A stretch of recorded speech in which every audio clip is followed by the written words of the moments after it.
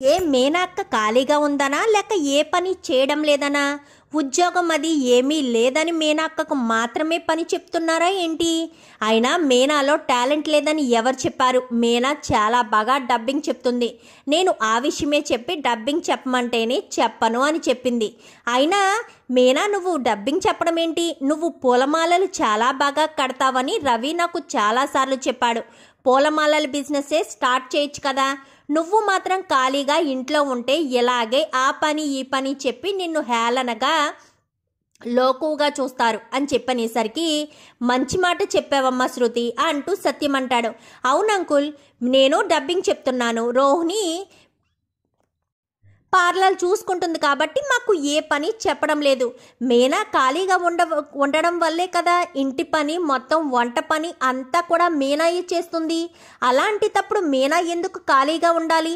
తనకే పని చేత కాదా ఏంటి? తనకి అన్ని పనులు వచ్చినప్పుడు మాలలు కట్టడం కూడా చాలా బాగా వచ్చని విన్నాను కదా. అందుకే మేనాతో పూల బిజినెస్ స్టార్ట్ చేయిస్తాను. నేనే స్టార్ట్ చేస్తాను, ఎవరో కాదు. ఎవరు ఒప్పుకున్నా ఒప్పుకోకపోయినా మేనాతో పూల బిజినెస్ స్టార్ట్ చేయిస్తాను అని చెప్పనేసరికి బాలు కాస్త క్లాప్స్ కొడతాడు. సూపర్గా చెప్పావు డబ్బడమ్మ. నువ్వంటే నాకు ఇష్టం లేకపోయినా నా భార్యను మాత్రం నువ్వు భలే సపోర్ట్ చేస్తున్నావు అనగానే ఈ పని చేసేది కూడా నేను మీకోసం కాదు మేనా కోసమే. ఎందుకంటే నాకు మేనా పరిచయం అయినప్పుడే ఒక అక్కలా నాకు అనిపించింది. రవిని పెళ్లి చేసుకున్న తర్వాత తను నా అక్క అయింది. తను సంతోషంగా ఉండేటట్టు చూసుకోవడం నా బాధ్యత. మా పెళ్ళి తను చెయ్యకపోయినా మేము పెళ్లి చేసుకోవడం వల్ల తను ఎన్నో మాటలు పడింది, ఇబ్బంది పడింది. ఎన్నిసార్లు మా పెళ్ళికి తనకు సంబంధం లేదని చెప్పినా కానీ మీరెవరూ వినిపించుకోకుండా తన్ను నానా మాటలు అన్నారు. అయినా కానీ మీనా నా మీద ఎప్పుడూ కోపం చూపించలేదు. నీ వల్లే నా పరిస్థితి ఎలా జరిగింది అని ఏ రోజు నన్ను పల్లెత్తి మాట కూడా అనలేదు. అలాంటిటప్పుడు మేనాని అంటుంటే నేనెందుకు చూస్తూ ఊరుకుంటాను? నువ్వు పూల బిజినెస్ స్టార్ట్ చేయి మీనా. ఎవరు ఒప్పుకున్నా ఒప్పుకోకపోయినా నేను నీకు సపోర్ట్ చేస్తాను అంటూ మాట్లాడేసరికి నేను సపోర్ట్ చేస్తాను అంటూ రోహిణి చెప్తుంది. ఎందుకంటే శృతికి మంచిగా ఉంటేనే కదా శృతి వల్ల ఏదైనా జరుగుతుంది. ఎందుకంటే రోహిణికి ఎలాగా డబ్బు లేదు. శృతి విషయంలో కొంచెం ఎగేనెస్ట్గా ఉంటే చాలా ఇబ్బంది కలుగుతుంది. శృతికి సపోర్ట్గా ఉంటేనే ఏదైనా సాధించగలుగుతామన్న ఉద్దేశంతో రోహిణి కాస్త శృతికి సపోర్ట్ చేస్తుంది. నేను సపోర్ట్ చేస్తాను అంటూ అందరూ కూడా చేతుల్లో చేతులు వేసేసరికి ప్రభావతి మనోజ్ మాత్రమే నిలబడిపోతారు. సత్యం కూడా నువ్వు చెప్పింది నాకు చాలా బాగా నచ్చిందమ్మా, నేను మీనాకి సపోర్ట్ చేస్తాను అంటూ ఇంకా సత్యం కూడా చెప్తాడు. ఇంకా అందరి ప్రోత్సాహంతో మరుసటి రోజు ఉదయాన్నే పువ్వులు ఏమేం కావాలో నాకు తెలియదు మీనా, నువ్వే తెప్పించుకో, ఇదిగో డబ్బులు అని చెప్పి 50,000 రూపాయలు మీనా చేతిలో పెడుతుంది. ఎంతవి అనగానే 50,000 ఆంటీ అని చెప్పనేసరికి ఏంటి అంత డబ్బా అని చెప్పాను. కానీ బిజినెస్ స్టార్ట్ చేయాలంటే డబ్బులు ఉండాలి కదా, ఇంకేమైనా కావాల్సిన మొహమాట పడొద్దు మీనా. నువ్వు బిజినెస్ స్టార్ట్ చేయడానికి ఎంత పెట్టుబడైనా పెడతాను. నిన్ను సక్సెస్ చేసిన తర్వాతే నాకు మనశ్శాంతి ఉంటుంది. నా వల్ల ఒకరు సక్సెస్ అయ్యారు అంటే నాకు చాలా హ్యాపీగా ఉంటుంది. అందులోనూ నువ్వు సక్సెస్ అయ్యావంటే ఇంకా హ్యాపీగా ఉంటుంది అంటూ శృతి చెప్పేసరికి చాలా హ్యాపీగా ఫీల్ అవుతుంది మీనా. శృతిని గట్టిగా హత్తుకుంటుంది.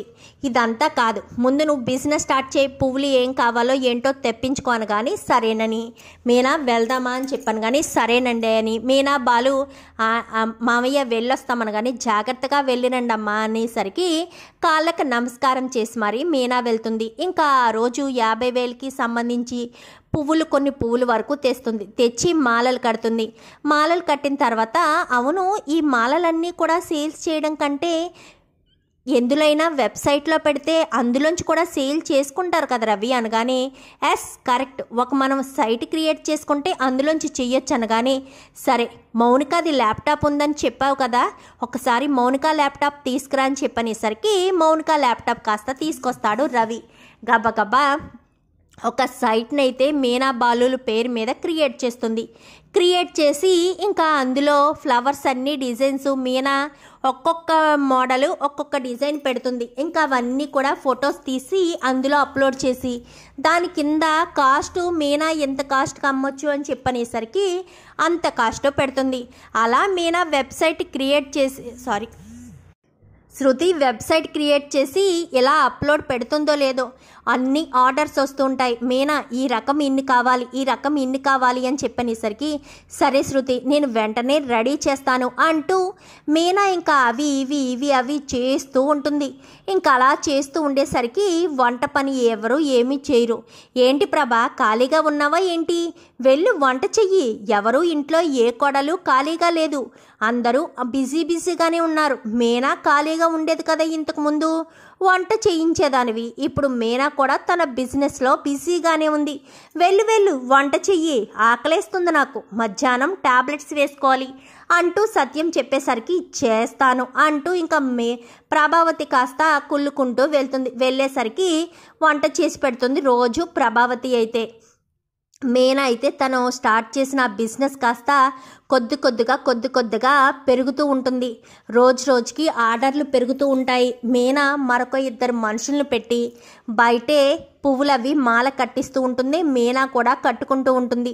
వాళ్ళకి కూడా ఇంత శాలరీ కని మాట్లాడి వాళ్ళకి కూడా ఇవ్వడం, గబగబా ఇంకా ఎవరైతే ఆర్డర్లు అయితే ఇచ్చారో వాళ్ళే డైరెక్ట్గా ఇంటికి వచ్చి డెలివరీ తీసుకుని వెళ్ళిపోవడం, వెంటనే స్పాట్లోనే డబ్బులు ఇవ్వడం చేస్తూ ఉంటుంది.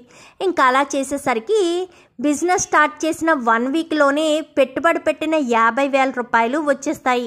ఆ 50,000 కూడా శృతికి ఇచ్చి చాలా థ్యాంక్స్ శృతి అని చెప్పాను. కానీ ఏంటి మీనా పెట్టుబడి పెట్టినందుకు గాను నాకు తిరిగి ఇచ్చేస్తున్నావా అని చెప్పాను. కానీ నువ్వు నాకు హెల్ప్ చేసావు బిజినెస్ స్టార్ట్ చేయడానికి, మరి హెల్ప్ని తీర్చుకోవాలి కదా, అప్పు కిందే కదా అనగానే లేదు మీనా నేను నీకు సపోర్ట్ చేశాను అంతే అనగానే లేదు శృతి ఇవి తీసుకో, నెక్స్ట్ ఏమొచ్చినా అవి నేను ఇవ్వనులే అని చెప్పనేసరికి సరే అని నవ్వుకుని శృతి కాస్త అమౌంట్ తీసుకుంటుంది. ఇంకా ఇంచుమించుగా సుమారుగా నెల వచ్చేసరికి 1,00,000 రూపాయల దాకా డబ్బులు మిగులుతూ ఉంటాయి. మీనా కూడా సక్సెస్ అయింది చూసారా, 1,00,000 రూపాయలు సంపాదిస్తుంది. మనోజ్ షోరూమ్కి వెళ్ళి 1,00,000 రూపాయలు సంపాదిస్తుంటే మీనా ఇంటి దగ్గర ఉండే 1,00,000 రూపాయలు సంపాదిస్తుంది అంటూ ఇంకా సత్యం చెప్పేసరికి మనోజ్ కాస్త గుటకలు మింగుతూ ఉంటాడు. నేనెక్కడ సంపాదిస్తున్నాను, పార్కులో కాలక్షేపం చేయడం తప్ప, మా అమ్మ సపోర్ట్ చేయబట్టి నేనేదో పార్కులో కాలక్షేపం చేస్తూ డబ్బులు సంపాదిస్తున్నాను అని అందరి ముందు బిల్డప్ ఇస్తున్నాను. ఇలానే ఉంటే ఏదో ఒక రోజు ఖచ్చితంగా నేను దొరికిపోతాను. దొరకకుండా ఉండాలి అంటే వీలైనంత తొందరగా జాబ్ చూసుకోవడం మంచిది అని మనోజ్ అనుకుంటాడు. మొత్తానికైతే శృతి అందరినీ ఎదిరించి అందరినీ ఒప్పించి ఎవరి సపోర్టు లేకపోయినా ఇంకా మీనాతో అయితే పూల బిజినెస్ స్టార్ట్ చేయించి సక్సెస్ చేయిస్తుంది. చూద్దాం మరి రాబోయే ఎపిసోడ్స్లో ఇలాగే జరగాలని మీరు కూడా కోరుకుంటే వీడియో నచ్చితే లైక్ చేయండి, ఛానల్ని సబ్స్క్రైబ్ చేసుకోండి, పక్కనే ఉన్న బెల్ సింబల్లో ఆల్ పై క్లిక్ చేయండి. ఎలా చేయడం వల్ల అందరికంటే ముందుగా చూడవచ్చు.